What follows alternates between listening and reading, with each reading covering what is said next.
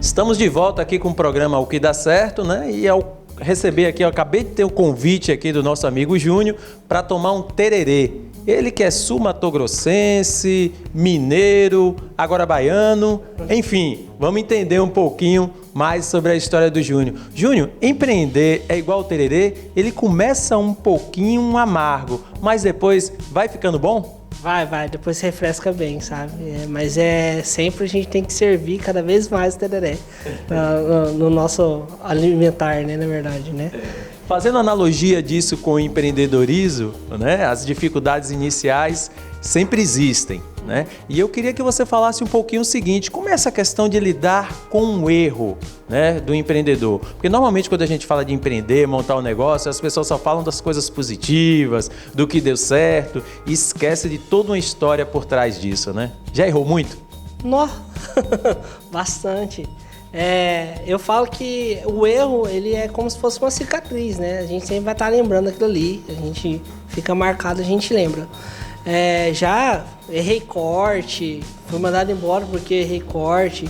Hoje, inclusive, o corte que eu errei lá em 2018 ou 2017, hoje o corte é tendência. Né? Já pensou? Você poderia estar faturando aí. Isso foi quando e onde que você deu esse erro? Você trabalhava para alguém? Eu trabalhava numa barbearia lá no Mato Grosso do Sul, né? Em Dourados, precisamente. Fiquei 3 meses nessa barbearia. E por um erro eles mandaram embora. Eles tinham um conceito de que não poderia errar nenhum corte. Era rua, né?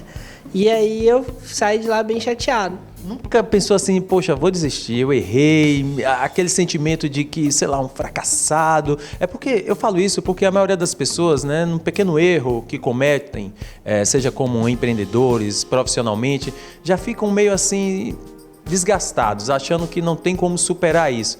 Você ficou chateado, como você colocou aqui agora, mas superou. Superei.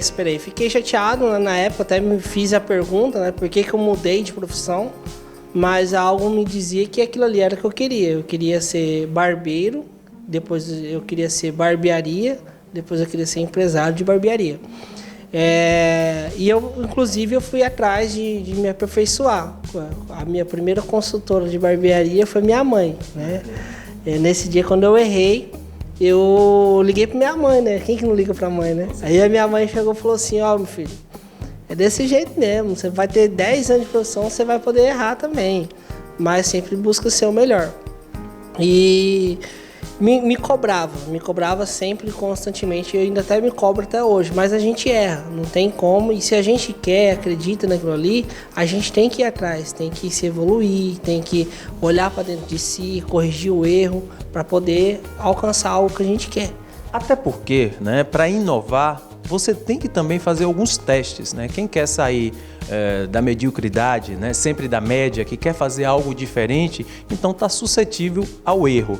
Me conta um pouco desse seu diferencial aqui no seu negócio. Você trouxe uma barbearia não muito convencional, né, que atrai um público diferenciado e também tem uma estratégia de comunicação, né, que é assim, que está bem aperfeiçoada com o perfil de cliente que você atende. Conta um pouquinho pra gente como é que veio realmente essa estratégia, né, de sair de dentro de casa, iniciar, testar e depois ter um ponto comercial num dos bairros que mais cresce na nossa cidade. Primeiro que eu posso dizer que eu apaixonei pelo bairro, né? Então eu não consigo me ver a barbearia fora daqui. E eu peguei e eu vi que o público, na verdade, ele dizia sobre o meu crescimento. Então o meu cliente, ele chegava na barbearia, ele via os quadros, ele perguntava de cada quadro. Emerson, eu posso te falar que cada quadro foi escolhido a dedo. Que se você me perguntar a situação de cada quadro, eu sei te contar a história. Eu fiquei até madrugada para resolver esses quadros. Tem quadros que eu ganhei de clientes aqui. Então, assim, tem histórias legais que eu ganhei de cliente, que o cliente achou super legal e me deu quadro. Então o diferencial começou pelo espaço, né? Pela a identidade da comunicação visual que você, digamos assim, criou essa atratividade com o seu público. Eu antes de montar toda a decoração, eu sempre busquei mais sobre na internet, o que eu gostava. Eu sempre gostei de uma pegada bem industrial. E então, assim, sempre eu fui atrás. E aí, como a gente não tem recurso, a gente acaba se virando, né? Então eu montei algumas estruturas aqui da barbearia, que era da antiga barbearia, só que aí sempre dizia, um acadêmico da UFOB falava, a barbearia lá é legal, acadêmico da universidade da FASB, posso falar? Não sei.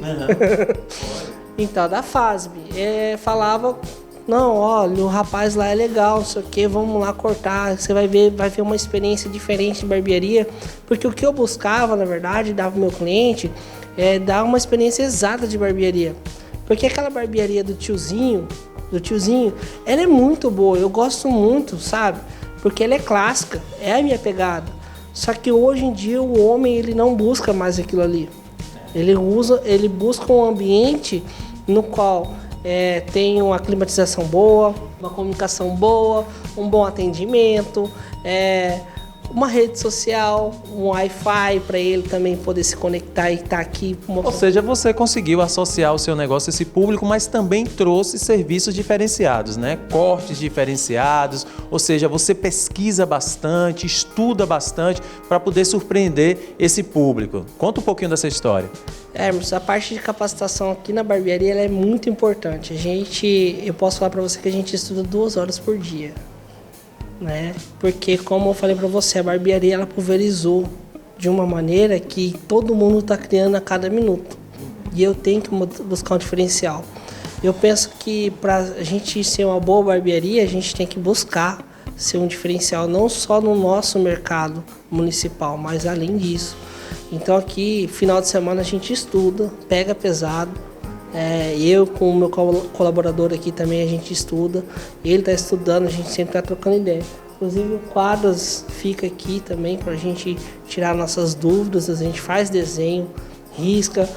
Não é só desenho, a gente corta cabelo também, com modelos, para a gente ter a técnica concluída. Coisa interessante, né? A gente pensa que às vezes para poder empreender só precisa estudar naquele momento, criar um plano de negócio, abrir uma empresa. E o Júnior está falando para a gente que para continuar empreendendo tem que estar se capacitando, né? Tecnicamente para poder melhorar a qualidade de serviço prestado, mas também em gestão para poder ganhar dinheiro com o negócio, né, Júnior? Porque senão não adianta. Com certeza, a gestão é muito importante, né? Eu sempre busco a minha antiga casa para poder aprender um pouco mais de gestão, tanto administrativa quanto financeira. Tudo que eu aprendi também com a minha antiga casa, que é respira empreendedorismo, e isso aí que me faz mover. Ter disciplina, ter organização, ter uma autoestratégia, que eu falo que é a autoestratégia, que eu falo quando o ambiente muda, ou meu concorrente ele evolui alguma coisa, eu já tenho que ter algo para me fazer diferente. Eu tenho que ter a carta da manga, né, que a gente chama. Por isso a necessidade de estar sempre, né, buscando informação, como você muito bem colocou aqui. Tem alguma história inusitada que aconteceu aqui com algum cliente, algum atendimento que você fez, que você, poxa, isso aqui para mim serviu como aprendizado, eu preciso ficar atento. Lembra de alguma história com algum cliente que te surpreendeu ao longo da sua labuta aqui como barbeiro? Uma que não me deixa esquecer. Esse cliente ele é muito especial. Ele tem 23 anos, ele tem autismo, tá? Hoje ele mora em Minas Gerais. Eu aprendi muito com ele. O primeiro corte que eu tive com ele foi... eu levei 3 horas cortando o cabelo dele. Ele tinha um medo de máquina, então tinha que ser na tesoura. E aí cada vez mais eu fui evoluindo com ele. E ele vinha para cá, eu diminuía a luz, diminuía o som, porque isso me fez estudar para saber o que o autista tinha, qual eram as deficiências que eu tinha na barbearia, que eu poderia melhorar o atendimento para ele, não não me glorifico com isso, mas foi algo que ficou bem marcado. Cheguei um dia a ficar uns 20 minutos de joelho aqui, cortando o cabelo dele, sem problema nenhum, e sempre no final a mãe dele agradecia. E a resposta sempre foi a mesma: obrigado não. Obrigado é você por ter me ensinado a poder atender você. É uma oportunidade muito grande ter aprendido com esse cara. Isso é tão interessante porque cada cliente é único e a gente tem que se adaptar à necessidade dele, né? A gente pensa às vezes, não, mas eu estou fazendo atividade repetitiva, tudo é igual, tudo é parecido, e você conseguiu realmente ter esse sentimento que é dos empreendedores de sucesso, de ter empatia, se colocar no lugar do outro. E eu tenho certeza que da mesma forma que você não esqueceu, né, e não esquece o cliente, ele também não deve esquecer de você. Eu acho que é uma grande dica e lição que você está dando para todo mundo aqui em casa. Eu acho que, na verdade, a gente tem que estudar. Quando há dificuldade, a gente estuda, né? Isso aí é só uma situação, né? Que a gente tem que ser flexível como empreendedor, como empresário, a gente tem que ser flexível. Não só na área de gestão, mas também como produção, porque eu trabalho nas duas áreas, né? Isso é muito importante. Pois é, pessoal, estamos aqui entendendo cada vez mais um pouco dessa história. Só que vocês lembram que eu falei no início do programa que a esposa ficou desempregada, ele também ficou desempregado e aí ele realmente teve a coragem de montar um negócio. O que a gente vai ficar sabendo no próximo bloco é se ele está ganhando dinheiro, né? Se valeu a pena, se toda essa história que ele está contando aqui pra gente não é romantismo, mas é pragmatismo. O que dá certo volta daqui a pouco, é um rápido intervalo e a gente já volta para continuar conversando aqui com o nosso amigo Júnior Ferreira.